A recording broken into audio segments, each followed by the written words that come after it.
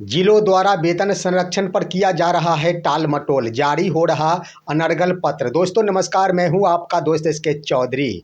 जहां पर माध्यमिक शिक्षा निदेशालय के द्वारा पत्र जारी करते हुए 3 दिनों के अंदर बिहार के विशिष्ट शिक्षकों, जिसमें सक्षमता 1 और सक्षमता 2 के शिक्षक शामिल थे, उनको वेतन बढ़ोतरी के साथ अक्टूबर महीने का वेतन भुगतान करने का आदेश दिया गया था। दोस्तों उस पत्र का अक्षरशः पालन तो किया गया, जिलों के स्तर से पत्र तो जारी कर दिया गया, लेकिन इन दिनों कुछ जिलों के द्वारा ऐसे रवैये अपनाए जा रहे हैं और ऐसा अनर्गल पत्र जारी किया जा रहा है जिससे स्पष्ट हो रहा है कि यह फिक्सेशन या वेतन संरक्षण में टाल मटोल करने का एक नया तरीका जिलों के द्वारा अपनाया जा रहा है। साथ ही साथ प्रखंड शिक्षा पदाधिकारियों की भी इन दिनों अधिकार क्षेत्र इतना बढ़ गया है कि अब सीएल पर भी मुश्किल खड़ी कर दी गई है शिक्षकों के लिए। आइए दोस्तों, इससे संबंधित भी पत्र आखिर प्रखंड शिक्षा पदाधिकारी के द्वारा जारी किया गया, इस पर विस्तार पूर्वक चर्चा करते हैं। लेकिन इससे पहले अगर आपने अभी तक हमारे इस चैनल सुसत्य वचन को सब्सक्राइब नहीं किए हैं तो कृपया अभी सब्सक्राइब कर लेंगे। दोस्तों बता देना चाहेंगे कि वेतन संरक्षण के मसले पर सबसे पहले तो माध्यमिक शिक्षा निदेशालय के स्तर से जारी किया गया पत्र का अक्षरशः पालन करना सुनिश्चित किया गया, जिसमें कई जिलों ने अहम भूमिका निभाई है और उन्होंने स्पष्ट और न्याय संगत पत्र भी जारी किया है, जिसमें बक्सर जिला सबसे नंबर 1 पर है, जिन्होंने इतना स्पष्ट पत्र जारी किया। लेकिन आए दिनों कुछ जिलों के द्वारा इस पर कोई गंभीरता पूर्वक विचार नहीं किया जा रहा है। पत्र तो जारी किया जा रहा है लेकिन इसमें टाल मटोल की प्रक्रिया सामने उभर कर आ रही है। इससे संबंधित एक पत्र जारी हुआ है, वह पत्र भोजपुर आरा जिले का यह पत्र है। दोस्तों वो आपके स्क्रीन पर वो पत्र है। आखिर यह पत्र ने स्पष्ट कर दिया है कि वेतन संरक्षण के नाम पर यह टाल मटोल करने की यह प्रक्रिया है। साथ ही साथ शिक्षकों से आखिर वैसे दस्तावेजों की मांग की जा रही है जिन दस्तावेजों की आवश्यकता ही नहीं है। माध्यमिक शिक्षा निदेशालय के स्तर से जारी किए गए पत्र में वहां पर स्पष्ट भी हो रहा है कि माध्यमिक शिक्षा निदेशालय के द्वारा जारी किया गया पत्र का आखिर धज्जियां उड़ाई जा रही है भोजपुर आरा जिला शिक्षा पदाधिकारी के द्वारा। दोस्तों इसमें किन बात का उल्लेख किया गया है, आइए, जिससे स्पष्ट हो रहा है कि शिक्षकों को यहाँ पर हर हाल में परेशान किया जा रहा है। क्या है मुख्य मसला, सबसे पहले आप जान लेंगे दोस्तों कि यहाँ पर स्पष्ट रूप से लिख दिया गया था, उस पत्र में एसओपी में लिख दिया गया था कि प्रखंड जिलों के स्तर पर एक सूची तैयार की जाएगी और उस सूची में अंकित मूल वेतन के आधार पर एचआरएमएस में उनके बेसिक पे को अपडेट कर दिया जाएगा। इसके आधार पर वेतन का भुगतान अक्टूबर महीने का वेतन बढ़ोतरी के साथ यानी वेतन संरक्षण के साथ किया जाएगा। साथ ही लिखा गया था कि अगर आवंटन उपलब्ध है तो उसी आवंटन से भुगतान होगा, नहीं है तो डिमांड मांगा जाएगा। लेकिन दोस्तों यहाँ पर देख लिया जाए, आखिर सेवा पुस्तिका की मांग कर दी गई है। सबसे पहली बात दोस्तों यहाँ पर कि आखिर कैंप लगाने की बातें की गई है। हम बातें करते हैं, ये भोजपुर आरा जिला शिक्षा पदाधिकारी के द्वारा तमाम भोजपुर जिले के प्रखंड शिक्षा पदाधिकारियों को इस पत्र के माध्यम से निर्देश दिया गया है कि आप सभी 1 सप्ताह के अंदर तमाम विशिष्ट शिक्षकों की सूची उपलब्ध कराना सुनिश्चित करें। साथ ही साथ इस पत्र के साथ संलग्न वेतन विपत्र, वेतन निर्धारण प्रपत्र और साथ ही साथ सेवा पुस्तिका की भी मांग कर दी गई है, इसे भी जमा करना सुनिश्चित करें। इतना ही नहीं दोस्तों, इसमें लिख दिया गया कई प्रकार के दस्तावेज, जिसमें है कि सक्षमता उत्तीर्णता संबंधी प्रमाण पत्र, प्रशिक्षण संबंधी प्रमाण पत्र, विशिष्ट शिक्षक के योगदान के रूप में योगदान प्रमाण पत्र, उसके बाद नियोजित शिक्षक के रूप में फिक्सेशन किया गया वह वेतन प्रपत्र, यानी इन तमाम प्रकार के। इसके साथ साथ दोस्तों मूल सेवा पुस्तिका की भी मांग कर दी गई है। आखिर भोजपुर आरा जिला शिक्षा पदाधिकारी शिक्षक को समझ क्या रखे हैं। आखिर इतना ही नहीं, भोजपुर आला जिला शिक्षा पदाधिकारी के द्वारा प्रखंड शिक्षा पदाधिकारियों को निर्देश दिया गया है कि 1 सप्ताह के अंदर आप कैंप का आयोजन करें और उस कैंप में शिक्षकों को बुलाया जाए उस कैंप में, और वहीं पर उस कैंप में शिक्षकों से संबंधित तमाम दस्तावेज जो वेतन निर्धारण पर पत्र होंगे वह 3 प्रति में प्राप्त कर लिया जाए। सेवा पुस्तिका, मूल सेवा पुस्तिका प्राप्त कर ली जाए। प्रशिक्षण संबंधी प्रमाण पत्र प्राप्त कर लिया जाए। दक्षता या फिर टीईटी संबंधी प्रमाण पत्र उपलब्ध करा दिया जाए। साथ ही साथ योगदान, विशिष्ट शिक्षक के रूप में योगदान पर पत्र उपलब्ध कराया जाए।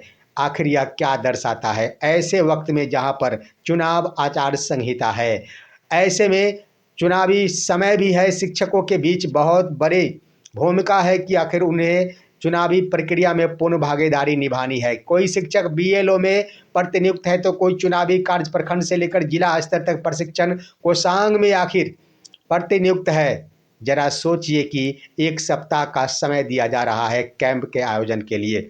आखिर क्यों दिया जा रहा है? सीधा सीधा अर्थ है दोस्तों, यहाँ पर शिक्षकों को परेशान करने की बात इस रूप में है कि भ्रष्टाचार का खेल खेलने की कोशिश की जा रही है। भ्रष्टाचार यानी कैंप के माध्यम से उनसे लिया जा सकेगा और कैंप के माध्यम से ही पैसों की वसूली की जा सकेगी। यही प्रक्रिया अपनाई जा रही है। कोई ज़रूरत नहीं थी। आखिर एक फॉर्मेट, ऐसा पत्र किसी भी जिला शिक्षा पदाधिकारी के द्वारा जारी नहीं किया गया है। सिर्फ एक फॉर्मेट जिसके अंतर्गत विशिष्ट शिक्षकों का नाम, योगदान तिथि, प्रान नंबर, 31/12/2024 को बेसिक पे, उसके बाद इंक्रीमेंट के उपरांत योगदान की तिथि को उनका बेसिक पे और वेतन संरक्षण के उपरांत विशिष्ट शिक्षक नियमावली पर आधारित इंडेक्स के अनुसार बेसिक पे, ये होना चाहिए था। बस इसी के आधार पर तमाम प्रक्रियाओं को अमली जामा पहना दिया जाता, परंतु बिहार के जिस भी जिलों के द्वारा इसका अनुसरण नहीं किया जा रहा है, इसके अलावे जो कुछ भी डिमांडें की जा रही है, विशिष्ट शिक्षकों को समझ जाना चाहिए था और समझना, दिमाग लगाने की आवश्यकता है कि यह कुछ और नहीं, भ्रष्टाचार का एक खेल है। शिक्षकों को परेशान किया जा रहा है। इस प्रक्रिया में अगर विलंब होगी तो शिक्षक परेशान होंगे और परेशान के क्रम में उनसे पैसों की डिमांड की जाएगी। शिक्षक परेशान होकर पैसा देना शुरू करेंगे। यही प्रक्रिया, लेकिन विशिष्ट शिक्षकों से मैं कहना चाहूँगा, किसी भी सूरत में आप वेतन संरक्षण के नाम पर भ्रष्टाचार के शिकार नहीं होंगे। शिक्षा विभाग ने इसलिए सेवा पुस्तिका संधारित करने की बातें नहीं कही थी ताकि भ्रष्टाचार पनप सके। शिक्षा विभाग, माध्यमिक शिक्षा निदेशालय का स्पष्ट पत्र है, सिर्फ सूची तैयार की जा सकेगी। यहाँ पर फिक्सेशन वाली बात कुछ है ही नहीं, क्योंकि आखिर राज्यकर्मी बनने के बाद उन सभी का यह सेवा पुस्तिका पर किसका हस्ताक्षर होगा, ये बड़ी बात है। नियमित कोटि के शिक्षकों पर प्रधानाध्यापक का हस्ताक्षर नहीं होता है। ये भी राजकर्मी है तो कैसे होगा प्रधानाध्यापक का हस्ताक्षर? आखिर इस पर क्लियरिफिकेशन क्यों नहीं करते हैं जिला स्तरीय शिक्षा पदाधिकारी? ये भी सोचने वाली बात है। यहाँ पर अगर राजकर्मी बना दिया गया तो जरा दिशा निर्देश वही जिला शिक्षा पदाधिकारी भोजपुर आरा यह जारी करे कि उनके सेवा पुस्तिका पर हस्ताक्षर करने का अधिकार प्रधानाध्यापक को किस नियमावली के तहत प्रदान की गई है, जारी किया जाए। क्योंकि वेतन पर पत्र पर प्रधानाध्यापक को हस्ताक्षर करने का आदेश दिया गया है, जबकि यहाँ पर वेतन पर पत्र 3 प्रति में कतई आवश्यकता नहीं, फिक्सेशन की कोई आवश्यकता नहीं कही गई थी दोस्तों। सीधा ही सूची के माध्यम से, सूची के आधार पर ही शिक्षकों को वेतन अपडेट कर देना था। लेकिन देखना है आखिर इसके आधार पर भी शिक्षक अगर भ्रष्टाचार से मुक्त हो जाते हैं तो बहुत बड़ी बात होगी, अन्यथा भ्रष्टाचार के बलि चढ़ जाते हैं तो स्वाभाविक है कि वेतन संरक्षण यहाँ पर एक शिक्षकों को छोड़ शिक्षा पदाधिकारियों का कमाई का एक जरिया बन गया है। वहीं पर दोस्तों आइए, बक्सर जिला के एक प्रखंड शिक्षा पदाधिकारी ने अजीबो गरीब पत्र जारी किया। जितना उन्हें पास अधिकार नहीं है उससे ज़्यादा शक्तियों का प्रयोग करते हुए एक पत्र जारी कर दिया। वो पत्र भी आपके स्क्रीन पर है। पत्र दोस्तों एक प्रखंड शिक्षा पदाधिकारी इटाभी, और उन्होंने जारी करते हुए कह दिया है कि छठ पर्व से 2 दिन पहले और 2 दिन बाद किसी भी सूरत में सीएल हो या फिर एसएल हो, किसी भी शिक्षक को नहीं देना है प्रधानाध्यापक या फिर प्रभारी प्रधानाध्यापक को विशेष परिस्थिति में अधोहस्ताक्षरी कार्यालय से संबंधित शिक्षक संपर्क स्थापित करेंगे और उनकी स्वीकृति के उपरांत छठ पर्व से 2 दिन पहले और 2 दिन बाद यहाँ पर शिक्षकों को सीएल या फिर एसएल का भुगतान होगा। सवाल उठ रहा है कि आखिर उस प्रखंड शिक्षा पदाधिकारी को किसने अधिकार दिया है एसएल छुट्टी पर रोक लगाने की? किसने अधिकार दिया है आखिर शिक्षकों के आकस्मिक अवकाश पर रोक लगाने की? किस नियम के तहत उन्होंने छठ से पर्व 2 दिनों की छुट्टी पर प्रतिबंध लगाया है? सवाल बड़ा बनता है। यहाँ पर दोस्तों आप देखेंगे तो 17 के बाद सिर्फ एक दिन शेष रह गए हैं, 18 अक्टूबर को शनिवार के बाद। उसके बाद उर्दू विद्यालय होंगे जो खुले रहेंगे।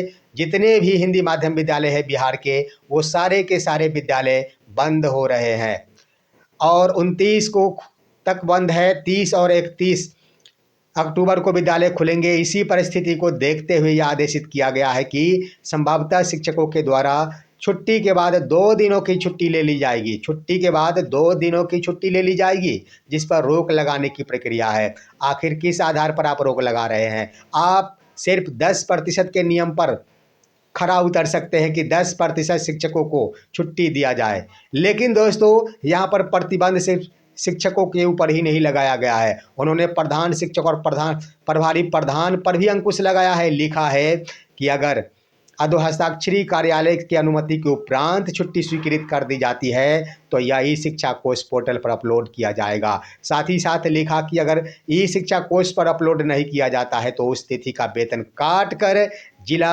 शिक्षा कार्यालय को इसे प्रेषित किया जा सकेगा। साथ ही साथ कह दिया कि अगर प्रधानाध्यापक या प्रभारी प्रधानाध्यापक बिना मेरे अनुमति के शिक्षकों को छुट्टी प्रदान कर देते हैं तो वैसे प्रभारी प्रधानाध्यापक या प्रधान शिक्षक या प्रधानाध्यापक का 7 दिनों का वेतन काट लिया जाएगा।